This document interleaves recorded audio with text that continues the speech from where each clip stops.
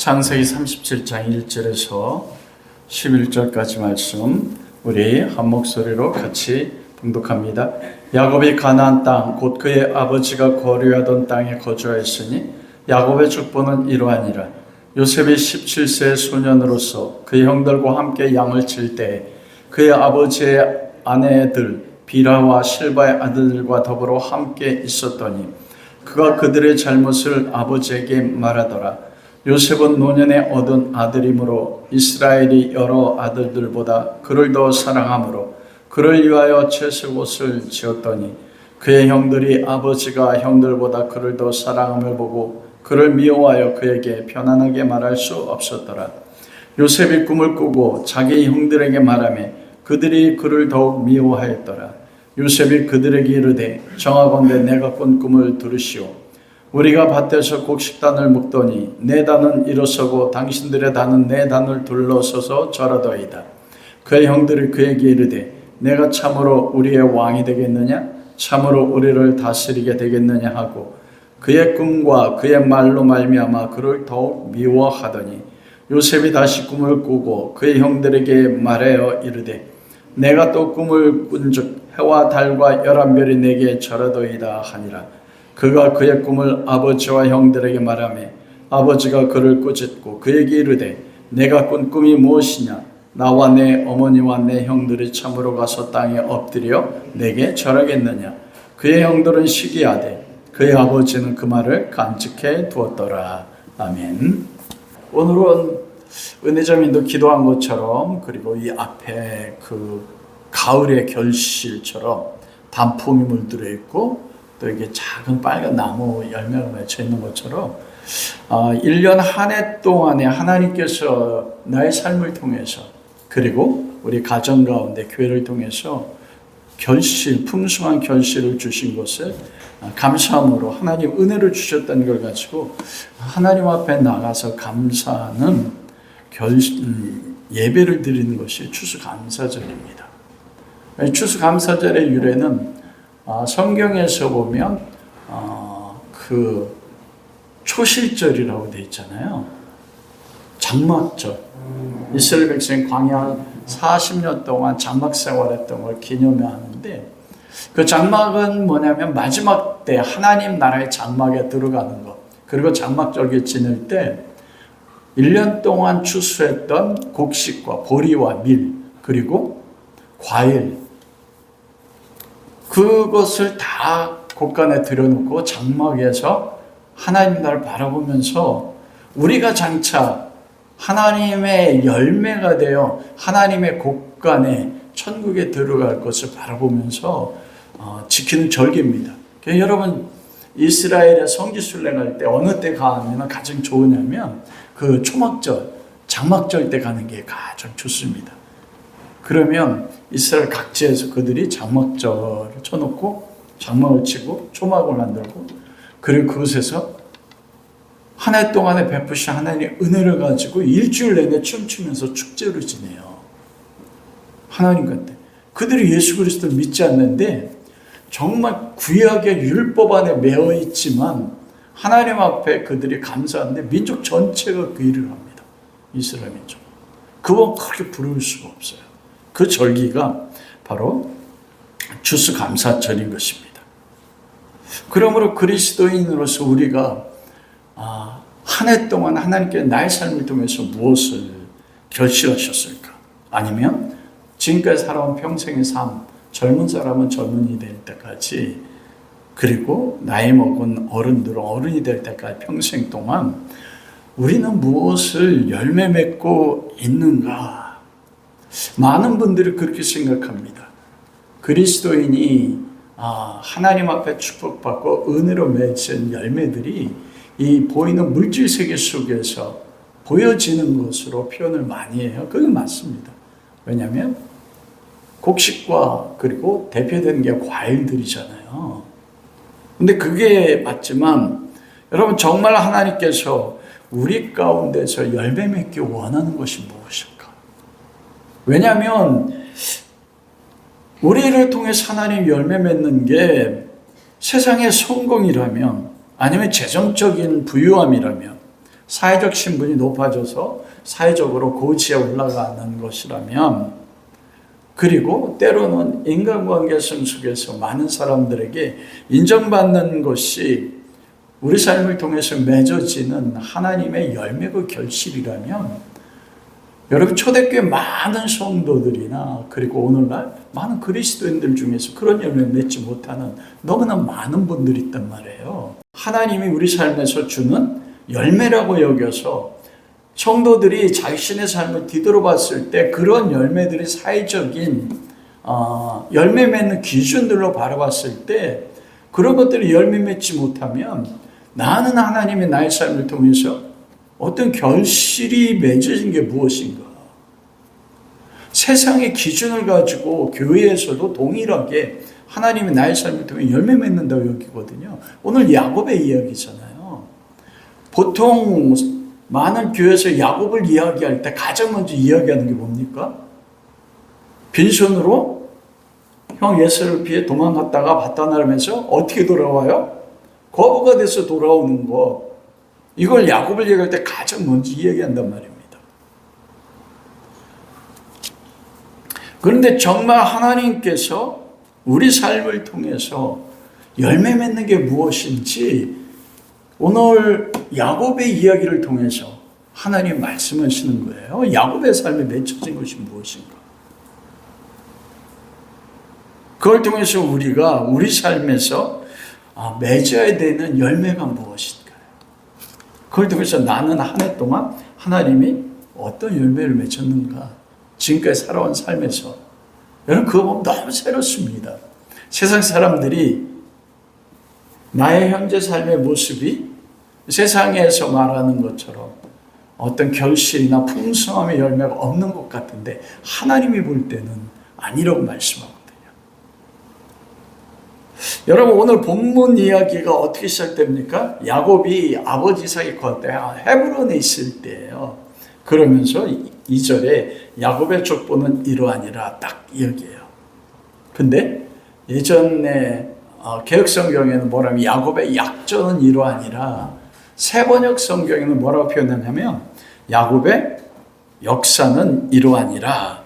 다른 말로 이야기하면 창세기 37장은 야곱의 삶의 역사를 이야기해요. 그리고 히브리인들이 쓰는 그 관용적 표현 가운데 한 가지가 무엇이냐면 야곱의 족보는 이러하다 딱 이야기할 때 이것은 관용적 표현으로 뭐냐면 강조한다는 것입니다. 여러분 다시 잘 들어보십시오. 이것이 야곱의 삶의 역사입니다. 이거 너무 중요한 겁니다. 그런 표현을 할 때 족보 이야기를 해요. 여러분 족보하면은 우리도 족보가 있지 않습니까? 한국 사람처럼 족보를 귀중히 여기는 민족이 없어요. 세계에서 족보를 가장 귀중히 여기는 민족이 한국과 어디예요? 이스라엘입니다. 여러분. 구약 성경이나 여러분 그 신약 성경에도 시작이 뭐로 시작돼요? 마태복음이 족보로 시작되잖아요. 그들이 그만큼 혈통을 중요시 여겨요. 그런데 족보라는 것은 단순하게 그 가족의 역사만을 이야기하는 뿐만 아니라 원래 뜻은 뭐냐면 새끼를 낳다. 그리고 계통을 이어가다 이런 뜻이에요. 혈통을 잇는다. 가장 중요한 의미는 뭐냐면 조상이 가지고 있는 어떤 계통이 있어요. 그거를 자손들에게 이어주는 이야기가 족보에 이야기한 것입니다. 야곱의 족보 딱 야곱의 역사를 딱 이야기하잖아요. 여러분 이게 중요합니다. 딱 그런 거예요. 창세기는 모세가 썼잖아요. 그런데 하나님이 모세를 통해서 야곱의 삶입니다. 딱 이야기하고 누구 이야기를 해요? 요셉의 꿈 이야기예요. 여러분 이 본문을 알아야지 요셉의 꿈 이야기가 해석이 될 수 있습니다. 요셉의 이야기는 뭐냐면 요셉이 꿈꾸고 요셉의 삶 동안에 하나님이 이루시는 모든 역사는 쉬운 말로 하면 누구의 역사라는 거예요? 야곱의 역사라는 겁니다. 무슨 말? 내 역사는 내 역사고 우리 아들의 역사 아들의 역사지. 성경은 그렇게 말씀하지 않아요. 그걸 이해해야 된다는 것입니다. 다른 말로 얘기하면 야곱에게 하신 하나님의 축복과 하나님의 언약이 있지 않습니까? 그것은 누구에게 동일하게 주셨어요? 이삭과 아브라함에 주신 언약이에요. 그런데 아브라함에 주신 언약이 역사를 거슬러 올라가면 하나님이 누구에게 하신 약속입니까? 창세기 3장 15절이에요. 여자의 후손에 대한 약속. 그런데 그 약속이 야곱의 삶의 이야기인데 요셉의 꿈 이야기로 했다는 것은 하나님이 야곱에게 하신 언약과 야곱에게 하신 그 축복이 요셉을 통해서 성취되고 열매 맺고 있다, 이런 것입니다. 다른 말로 이야기하면 야곱이 평생 동안에 자기 삶에 추수를 했는데 열매를 맺었는데 그게 누구라고요? 요셉입니다. 요셉의 꿈, 요셉의 삶이 야곱이 평생 동안 얻어진 그의 삶의 야곱의 열매라는 게 오늘 본문 말씀의 가장 큰 핵심입니다. 우리 청년들은 잘 모르지만 결혼하고 자녀를 낳은 우리 부모 세대들은 여러분이 생각하는 하나님이 나의 삶을 통해서 추수한 열매가 내 자녀라고 생각하는 분 많지 않습니다. 여러분 족보라고 했잖아요. 족보는 가문이 가지고 있는 가장 핵심적인 것을 자손에게 이어주는 거예요. 그 이야기란 말입니다. 그래서 우리가 세상의 기준으로 볼 때는 나는 하나님의 삶에서 나의 삶에서 하나님께서 나를 통해서 맺어준 게 무엇이지? 야곱은 우리가 이야기할 때 야곱의 일생 동안에 여러분 두 때나 이루고 거부가 되고 아는 것처럼 세겜을 얻었지 않습니까? 그리고 지금 거주하는 곳이 헤브론 땅을 기업으로 그의 삶의 그 열매를 얻었다고. 그게 열매라고 여긴단 말이에요. 부분적으로 맞습니다. 우리가 요한복음 4장에 보면 예수님께서 사마리아 수가성 여인에게 만나기 위해서 우물가에 나갔을 때 그 우물을 누구의 우물이라고 이야기해요? 야곱의 우물이래요. 야곱이 얻었던 평생의 기업이 예수님 시대까지 내려오고 있단 말입니다. 그러면 수많은 성도들이 이야기하는 것처럼 야곱이 땅을 얻은 것이 그의 삶의 열매였을까?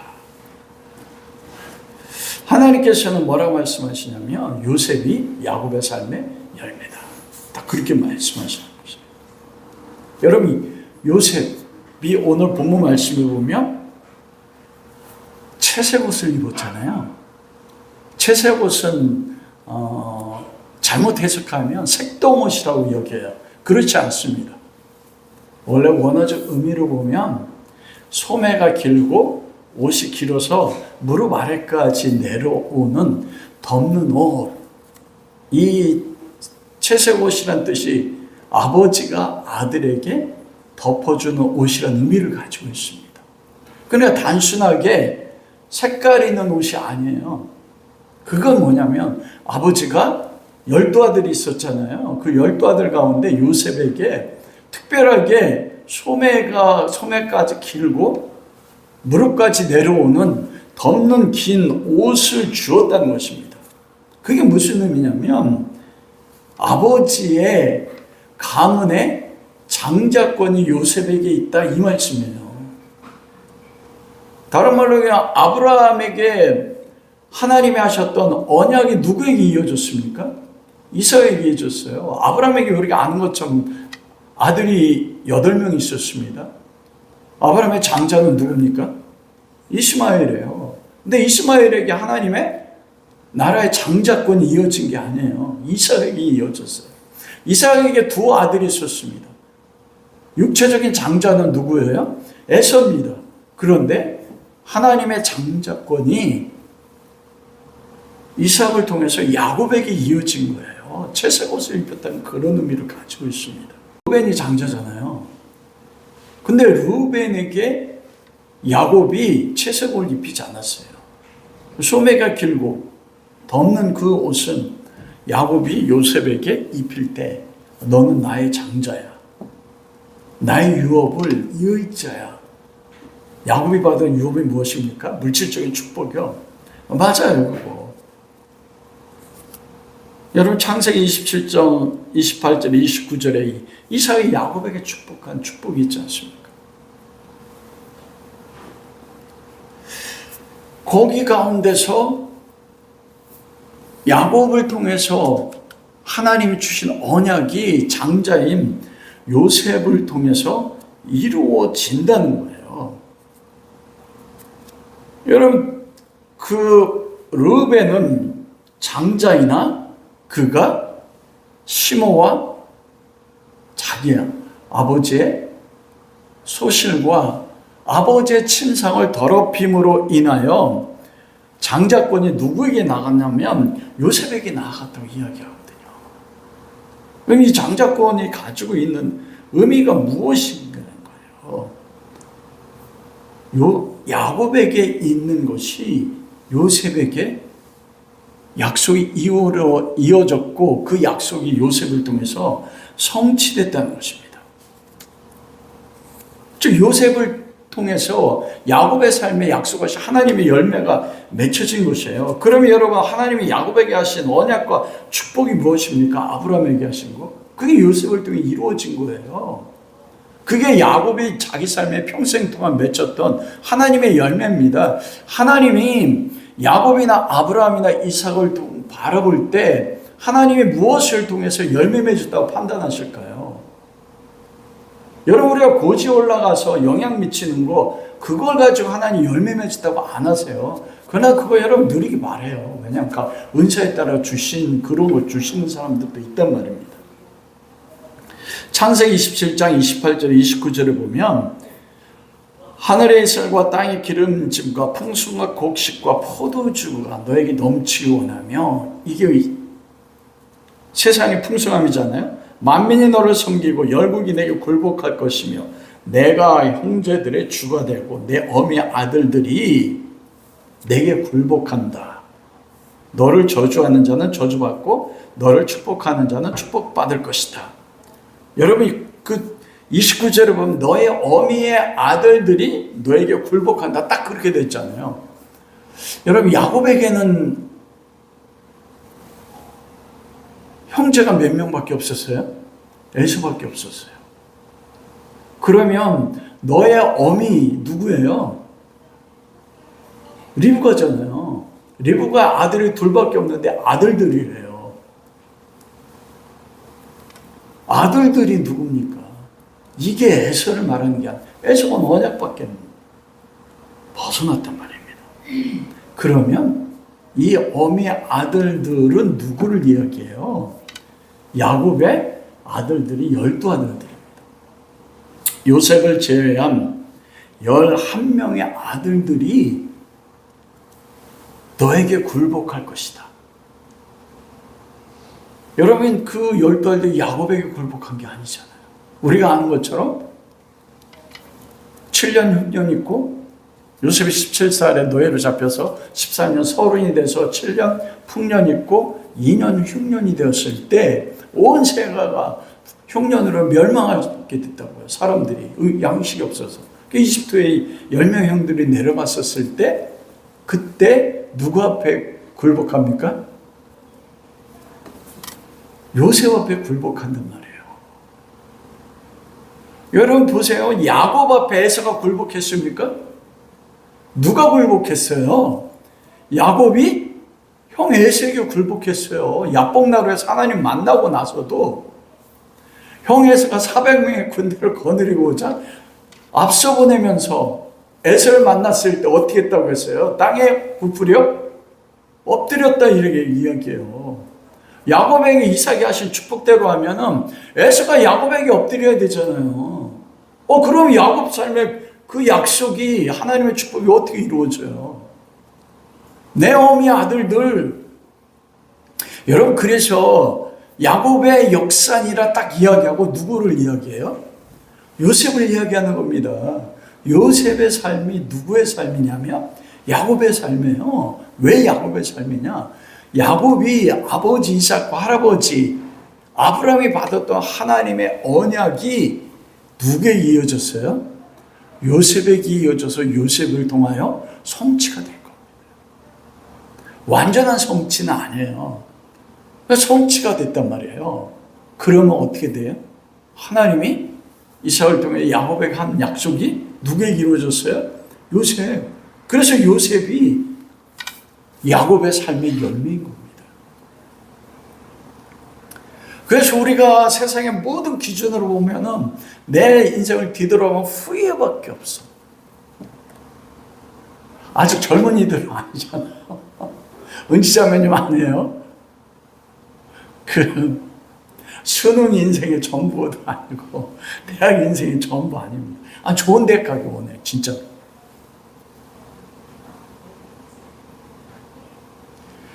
우리가 우리 삶에 결혼한 부모님 세대에서 최고의 추수의 열매가 뭐냐면 내가 가지고 있는 하나님의 축복 언약을 계승한 자녀입니다. 세상 모든 사람들이 나를 보고 끝장났다고 해도 여러분, 그래 창세기에 보면 무슨 이야기가 많이 나와요? 족보 이야기가 많이 나와요. 세상의 족보, 가인의 족보와 아담의 족보가 나오지 않습니까? 아담이 셋을 낳고 이게 무슨 의미가 있어? 아니요. 아담이 셋을 낳은 게 아담의 삶에 하나님 앞에 드린 최고의 열매라니까요. 여러분, 예수님 그 말씀 하잖아요. 열매를 보고 그를 안다고 하지 않습니까? 여러분, 그럼 우리 삶에 어떤 열매예요? 어떤 열매를 보고 내가 하나님의 사람인지 압니까? 첫 번째가 뭐냐면 요셉과 같이 내 안에 있는 하나님의 언약, 하나님의 축복이 내 자녀에게 이어지는 것이에요. 그러면 나에게서 내 자녀는, 신앙의 자녀는 내가 평생 맺은 열매고, 그러면 자녀들은 뭐예요? 와, 난 하나님의 열매네, 내가. 이걸 안 믿어요.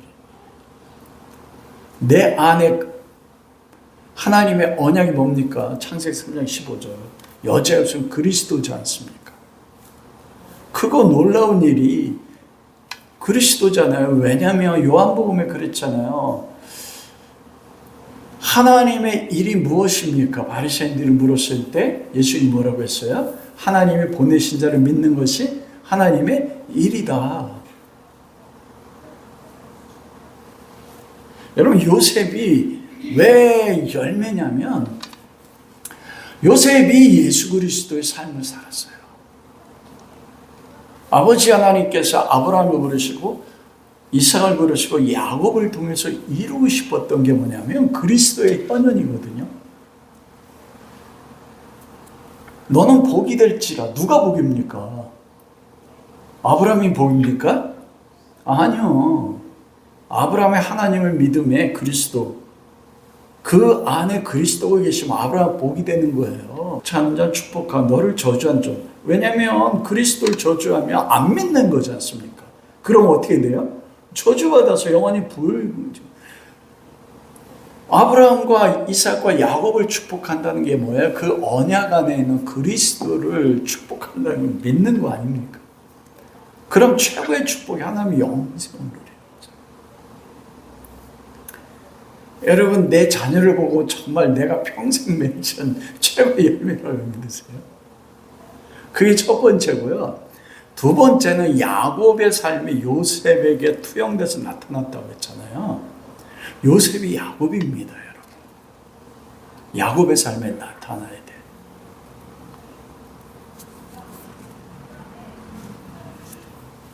여러분, 오늘 꿈 얘기가 두 가지가 나오지 않습니까? 요셉의 곡식단이 있는데 10명의 형들의 곡식단이, 11곡식단이 동생까지 요셉에게 절하고 해와 달과 11별이 요셉에게 절하는 꿈을 꿨단 말이에요. 이거는 모형입니다. 무엇에 대한 모형입니까? 요셉에게만 완성되는 게 아니고 그 꿈이 또 누구에게 전가되냐면 유다에게 이게 연결이 돼요. 그래서 여러분 창세기 49장 한번 보십시오. 우리가 이해하려면 49장 8절에서 10절.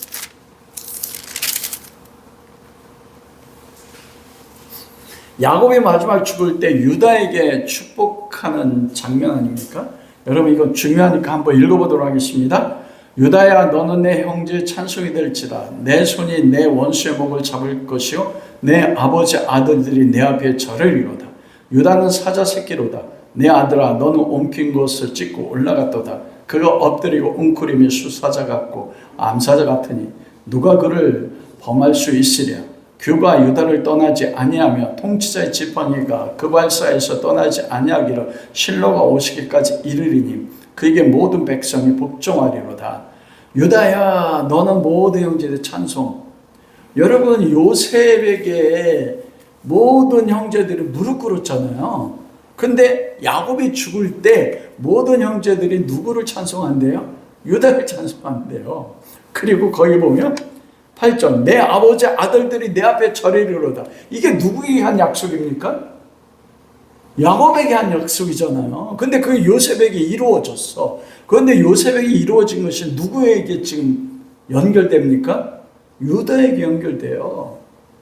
그런데 여러분 유다가 살았던 삶 속에서 요셉이나 모든 야곱의 아들들이 유다에게 엎드려 절한 적이 있어요, 없어요? 없습니다. 그러면 유다는 사자 새끼로다. 숫사자 같고 암사자 같다. 여러분 사자는 누구를 이야기해요? 예수 그리스도잖아요. 사자와 양의 속성. 그리고 10절에 보면 규가 유다를 떠나지 않으며 통치자의 지팡이가 하나님의 지팡이가 유다를 떠나지 않아요. 누구에 대한 말씀입니까? 유다의 지파에서 나오는 예수 그리스도예요. 다른 말로 이야기하면 야곱의 삶이 요셉을 통해서 유다를 통해서, 왜냐하면 요셉은 장자잖아요. 그러면 12아들의 대표가 누굽니까? 장자입니다. 그 유다 안에서 메시아가 나온단 말이에요. 그 요셉의 삶에 성취된 게 야곱이 맺었던 열매인 거예요. 그러니까 요셉의 삶이 뭐예요? 유다의 삶이 그리스도의 모형인 거예요. 다른 말로 얘기하면 요셉의 삶에 예수 그리스도가 삶을 통해서 나타났다니까요. 여러분 그게 우리가 평생 맺어야 될, 야곱이 맺었고 요셉이 맺었던 열매인 것입니다. 여러분 그러므로 야곱에 통해서 이루어지는 모든 성취는 예수 그리스도 안에서 이루어지는 것입니다. 그러므로 요셉의 꿈 이야기는 누구에 대한 꿈 이야기예요?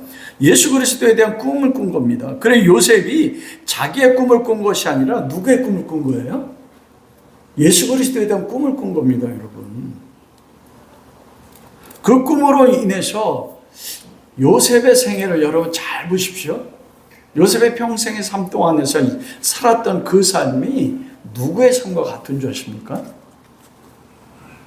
예수 그리스도의 삶과 똑같습니다. 요셉이 형들에게 미움받아서 어떻게 돼요? 아버지 집을 떠나잖아요. 강제적으로. 예수 그리스도께서 이 땅에 오셨을 때 영원한 아버지의 품, 아버지의 집을 떠나서 이 땅에 오셨습니다. 요셉의 아버지 야곱의 집을 떠나서 어디로 팔려갔어요? 이집트는 우리가 영적으로 이야기할 때 뭘 이야기합니까? 세상이라고 이야기하잖아요. 세상 왕 바로. 거기서 그래서 출애굽시켰다는 것을 표현을 하지 않습니까? 그러니까 이 새 약속의 땅 가는 게 하나님 나라 가는 거고, 광야 이거 뭐예요? 우리가 이 땅에 사는 믿음의 인생길을 광야 40년을 표현하지 않습니까? 그런데 노예로 팔려갔잖아요. 여러분 빌립보서 2장 7절에 보면 뭐라고 하냐면 하나님과 동일한 본체시나 하나님과 동등됨으로 여기지 않고 자기를 비워 뭐라고 표현했어요? 종의 형상을 입으사. 하나님의 두 번째 신성이었던 예수 그리스도가 아버지 하나님의 품을 떠나 이 땅에 육체로 온 것은 무엇과 같습니까? 종의 형상을 입고 온 것 같다니까요. 요셉이 아버지 야곱의 품을 형들에 의해서 팔려서 애굽으로 갈 때, 세상으로 갈 때 뭐로 왔어요? 노예로 종으로 팔렸습니다. 요셉의 삶이요, 우리가 이 땅에서 맺어야 되는, 추수해야 되는 열매의 삶이라니까요. 그런데 요셉이 형들에 의해서 얼마에 팔렸습니까? 은 20냥. 고대 때는 노예값이 20냥이었어요. 근데 예수님은 누구에게 미움받았어요? 바리새인과 성경한 제사장들. 그게 누굽니까? 예수님의 형제 아니에요? 유다 지파. 요셉이 형들에게 미움을 받아 꿈 때문에 미움받았어요. 예수 그리스도가 오셔서 말씀한 게 뭐예요? 빌라도가 그랬잖아요. 네 나라가 이 땅이냐? 아니다. 내 나라는 이 세상에 속하지 어디에 속했대요? 하나님의 나라에 속했다. 그리고 오늘 3절에 보면 목사님들이 이거를 요셉의 오류로 해석해요. 요셉의 단점. 다른 형들의 잘못을 어떻게 해요? 아버지에게 고했다가 고자질하는 요셉. 아닙니다. 영적으로 보면. 요셉은 예수 그리스도의 상징이에요. 예수님이 오셔서 최초로 외친 말씀은 뭐예요? 회개하라, 천국이 가까웠다. 그리고 바리새인과 서기관 제사장들을 뭐라고 말씀해요? 너희 아비는 마귀다. 자기 형들의 잘못을 아버지 야곱에 고한 것처럼 예수 그리스도 이 땅에 종으로 오셔서 자기들의 형제 유대인들의 죄를 뭐예요? 고발한 거예요. 너희들 죄야, 죄인. 그러자 어떻게 돼? 형들이 요셉을 미워한 것처럼 동족인 유대인들이 예수님을 미워해서 어떻게 합니까? 은 20에 요셉을 노예로 판 것처럼 은 30에 예수님을 십자가에 죽음에 팔아버려요. 여러분, 그 요셉에게 있어서 죽음이 뭘까요? 아버지 품을 떠나서 아버지에게 사랑받았던 요셉이 노예로 팔려가고 나중에 모함받아서 어떻게 돼요? 감옥에 갇혔습니다. 여러분, 보디발은 12대장입니다. 보디발에게 있어서 요셉은 목숨의 가치가 없습니다. 로마 시대조차도 어떻게 했냐면 노예는 보통 중산층의 가족만큼 노예가 있었대요. 숟가락만큼 노예가 있었대요. 그 중산층에 쓴 편지들이 지금도 기록이 남아 있습니다. 뭐라고 하는 잘 편지에 썼는데, 여보게, 자네가 지난번 우리 집에 올 때 봤던 그 노예 있잖아. 내가 죽였어. 왜? 내가 목욕물을 데워놓으라고 했는데 너무 목욕물을 뜨게 데워놔서 내가 발로 차가지고 너무 뜨거워서 놀래가지고 내가 그 노예 죽였어. 그게 요셉의 이치입니다. 우리가 생각하는 것보다 더 처참한 거예요. 그래 13년 감옥에서의 요셉의 삶은 그건 무슨 삶과 같습니까? 죽음과 같은 거예요. 요셉이 그 노예로서 그리고 감옥에 갇혔을 때 죽음을 통과한 겁니다. 여러분. 십자가의 삶을 경험한 거라니까요. 그리고 그가 30세 때 꿈을 해석함으로 인하여 어떻게 됩니까? 총리가 되지 않습니까? 모든 권세를 가지고. 바로 다음이잖아요. 바로가 하나님 아버지야.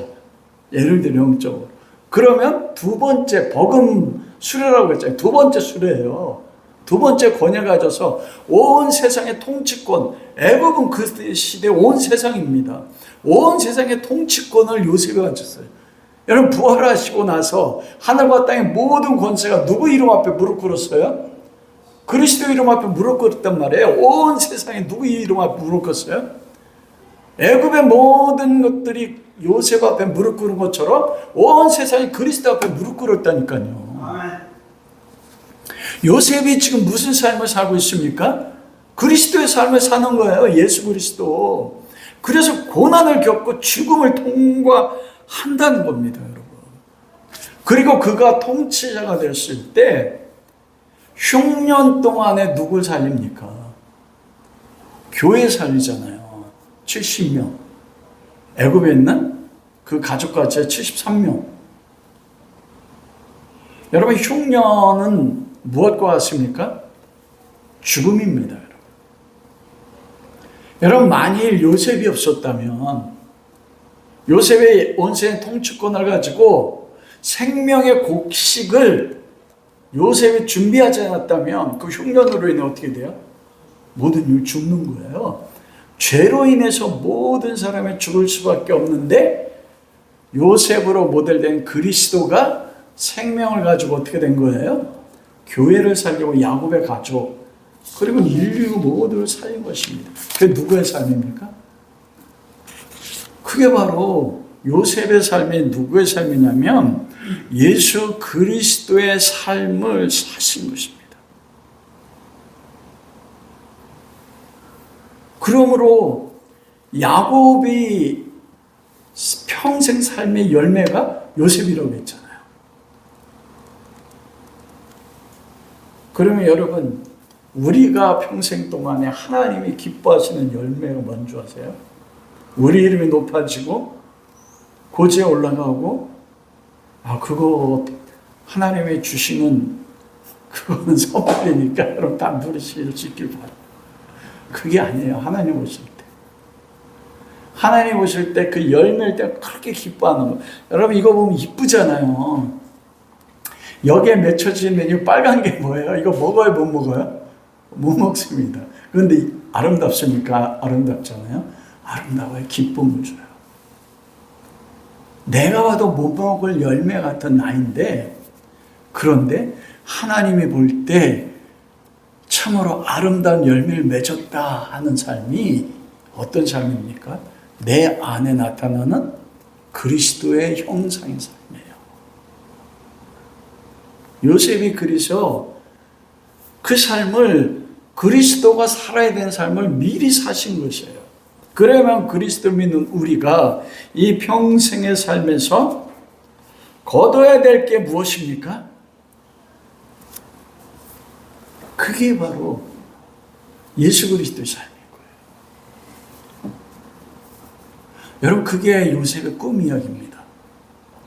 우리는 요셉의 꿈 이야기하면 총리가 됐지 않습니까? 그래서 총리가 돼서 높은 곳에 영향을 미치자. 아닙니다, 여러분.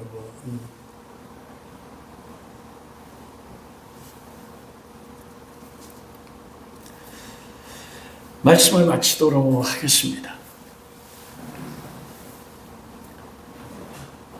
여러분, 요셉이 보통 요셉의 꿈 이야기를 할 때 boys be ambitious라고 목사님 설교 많이 해요. 그게 뭡니까? 저 많이 들었어요. 그 본교에서 자랄 때부터. 여러분, 꿈을 가지십시오. boys be ambitious는 소년이여 야망을 가지지 않았다 이야기하지 않습니까? 여러분, 그런데 꿈은 내가 꾸는 게 아니고 누가 꾸게 하세요? 하나님이 꿈꾸게 하시는 것이에요. 요셉이 꿈을 꿨어요. 누가 꿈을 꿉니까? 야곱이 바다나라의 꿈속에서 하나님 만났습니다. 야곱이 꾼 게 아니고 누가 꾸게 하셨어요? 하나님 꾸게 하신 거예요. 내가 원하는 목적을 가지고 꾸는 꿈은 그것은 야망이에요. 그러나 하나님이 그리스도 안에서 나로 하여금 꿈꾸게 하는 그 꿈, 그것이 바로 요셉의 꿈인 겁니다. 그 꿈이 뭐예요? 예수 그리스도에 대한 꿈이에요. 그 꿈이 무엇입니까? 하나님 나라에 대한 꿈입니다. 잠언서에도 보면 내 백성이 묵시가 없어 멸망한다는 말이 있거든요. 그 계시가 없어서 멸망한다. 제가 그걸 아주 교계 유명한 목사님 통해서 꿈이 없으면 멸망합니다. 딱 이래요. 근데 거기서 말하는 그 꿈 묵시는요, 세상 꿈이 아니에요. 내가 올라가고자 하는 어떤 세계에 대한 꿈이 아닙니다. 여러분 그 꿈 꾸셔도 돼요. 그 꿈은 뭐냐면 계시라고 됐잖아요. 묵시. 계시는 하나님이 열어줘야만 되는 거예요. 그건 예수 그리스도에 대한 꿈인 것입니다. 그리스도 안에서 꾸는 꿈. 여러분 요셉이 두 가지 꿈을 꾸므로 그 위로 요셉이 꿈을 꾸고 그 꿈을 이루게 달려갔다. 그 꿈 때문에 그가 종으로 있을 때 보디발 앞에서 충성됐기 때문에 인정받았다. 이런 설교 들어보셨어요? 저 들어봤어요. 그 요셉이 보디발 아내에게 모함을 받아 감옥에 갔는데도 그가 보디발 아내와 상관하지 않은 것은 그 꿈이 있었기 때문에 범죄하지 않았다. 딱 그렇게 이야기해요. 아닙니다. 창세기 42장 9절에 보면 형들이 와서 자기 앞에 딱 엎드렸을 때 요셉이 그 본문에 뭐라고 되냐면 요셉이 그들에게 대하여 꾼 꿈을 생각하고 딱 이래요. 이 생각하다는 것은 무슨 의미냐면 잃어버렸던 것을 다시 되살리는 게 생각하는 거예요.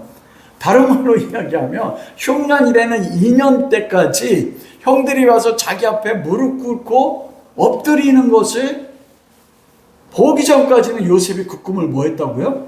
잃어버렸어요. 놀라운 건 뭐냐면 그 꿈을 잃어버렸음에도 불구하고 하나님께서는 요셉에게 꾸게 한 그 꿈, 그리스도에 대한 꿈, 그리스도를 통해 이루어지는 하나님 나라에 대한 꿈을 요셉이 잃어버렸는데 하나님은 뭐하고 계셨어요? 요셉을 통해서 꾸게 하신 꿈을 이루어가고 있어요. 여러분 그 여기서 중요한 게 뭐냐면 내 삶은 정말 세상적으로 봐도 내가 나를 봐도 하나님 앞에 무언가 열매를 꿈을 내세울 게 없을 것 같아요. 그렇지 않습니다. 요셉이 꿈을 잃어버리고 있었는데도 하나님은 요셉을 통해서 무엇을 이루고 계셨어요? 꿈을 이루고 계셨어요. 여러분 그게 저의 인생, 여러분의 인생이라니까요. 그리고 그 꾼 꿈을 다시 생각하게 했어요. 이때 요셉이 여러분 나중에 형들을 용서하잖아요. 이때 꿈의 의미를 한 것입니다. 형들이 왔었을 때 만났을 때 뭐래요? 형들이 나를 판 것 때문에 두려워하지 마십시오. 뭐래요? 여러분과 가족을 구원하기 위해서 하나님께 나를 보내셨습니다. 처음부터요 13년 동안 노예로 죄수로 있을 때 그거 한 거 아닙니다. 하나님 놀랍게도 우리 삶을 그 삶으로 만들어 나간다니까요. 여러분 자신이 지난 한 해 동안에 날 평생 동안에 하나님이 이루신 최고의 곳간에 들어 열매를 하니까요. 세상 눈으로 세상의 조건으로 보지 마십시오.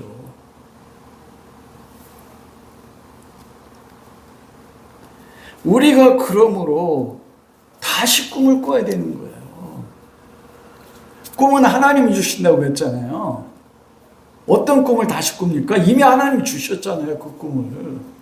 아브라함에게 주셨고 이삭에게 주셨고 야곱에게 주셨고 요셉이 흉년 2년째 그 꿈을 의미가 뭔지를 알았던 것처럼 여러분 그 꿈은 무엇입니까? 예수 그리스도에 대한 꿈이에요. 예수 그리스도가 나의 삶에서 다시 나타나는 거. 여러분 마라나타 우리 이제 오늘 찬송했잖아요. 마라나타 주 예수여 주 예수여 어서 오시옵소서. 예수 그리스도가 어떻게 오십니까? 우리는 보통 마지막 때에 주께서 호령과 천사장의 소리와 나팔을 쫓아 오신다. 그건 맞아요. 근데 지금은 어떻게 나타나십니까? 예수님이. 지금 내 삶의 마라나타는 어떻게 이루어집니까? 그리스도가 내 삶에서 살아날 때, 그때 그리스도가 내 오시는 거예요. 그리스도가 내 안에 계셔서 나의 삶을 통해서 그리스도가 살아나요. 갈라디아서 2장 20절이에요. 이젠 내가 산 것이 아니라 내 안에 누가 산다고요? 예수 그리스도가 살아요. 그 삶이 요셉의 삶이었다니까요. 그 삶이 뭐냐면 그리스도인들이 살아야 되는 삶이라고요. 그게 하나님이 보시고 너무나 기뻐하시는 열매 맺는 성도의 삶이라요. 우리가 하나님 앞에 나갈 때 무엇을 내놓을 수 있습니까? 기적 베푸는 거예요? 설교자라는 거예요? 재정이요? 재정도 그렇잖아요. 정말 능력을 주셨다고. 우리가 하나님 앞에 내놓는 열매는 우리 자신이에요. 여러분 자체예요. 누구를 향한? 그리스도를 향한 사랑 가운데서 넘어지고 쓰러지고 맞아서 상처나고 피 흘리지만 그럼에도 변하지 않는 그리스도에 대한 사랑으로 그리스도의 삶을 살아내려고 하는 나의 모습. 여러분, 그 꿈을 이미 우리에게 주셨어요. 잃어버리셨습니까? 요셉도 잃어버렸어요. 보이스 비 앰비셔스 이거 아니라니까요. 그리스도에 대한 꿈을 다시 꾸셔야 되는 거예요, 우리가. 우리의 직업이 어떤 관계없습니다. 내가 좋은 대학에 들어갔든 내가 대학에 들어가지 못했든 우리가 어떤 일을 하든 어느 곳에서 있든지 그것 속에서 무엇합니까? 그 일 속에서 그 삶의 현장 속에서 나를 통해서 누가 나타나는 거예요? 그리스도가 나타날 때 그곳이 뭐예요? 하나님의 나라예요. 그게 우리가 맺어야 될 삶의 열매입니다. 예수님이 마태복음 28장 18절 20절 너희는 가서 모든 족속을 제자를 삼아 아버지와 아들과 성령의 이름을 쓰려주고 내가 분부한 모든 가르쳐 지키게 하라. 이게 하나님 나라예요. 예수 그리스도께서 분부한 가르쳐 지키게 하는 게 무엇입니까? 우리가 있는 곳에서 복음을 전하는 게 어떻게 복음을 전해요? 한 가지예요. 그것은 지금 있는 곳에서 내가 무엇을 하든 그곳에서 서로 사랑하는 겁니다. 요셉이 마지막에 그 꿈을 다시 기억했었을 때 하나님이 나를 보내신 목적, 그러자 자기를 노예로 판 형들, 원래는 죽이려고 했지 않습니까? 그 형들을 어떻게 했어요? 용서했어요. 그리고 뭐라고 합니까? 내가 형들과 가족 모두를